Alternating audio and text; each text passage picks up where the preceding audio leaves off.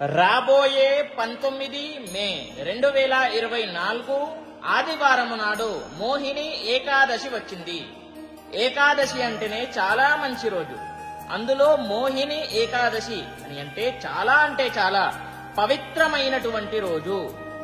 ఈ రోజును ప్రతి ఒక్కరు కూడా ఉపయోగించుకోవాలి. ఎందుకు అని అంటే మనము డైలీ తెలుసో తెలియకనో కొన్ని పాపాలు పుణ్యాలు చేసుకుంటూ ఉంటాం. అయితే పాపాల నుండి ఎలా బయటపడాలి అని అంటే ఈ యొక్క మోహిని ఏకాదశి అనేటటువంటి రోజును ప్రతి ఒక్కరు కూడా ఉపయోగించుకోవాలి. ఎలా అని అంటే ఆ రోజున విష్ణు సహస్రనామాలు చదువుకోండి, లేదా ఓం నమో నారాయణాయ నమః అనేటటువంటి మంత్రాన్ని చదువుకోండి. వీలైనంత ఎన్నిసార్లు అనుకుంటారో మీ ఇష్టం. తరువాత వీలైన వాళ్ళు ఉపవాసం కూడా చేయవచ్చు.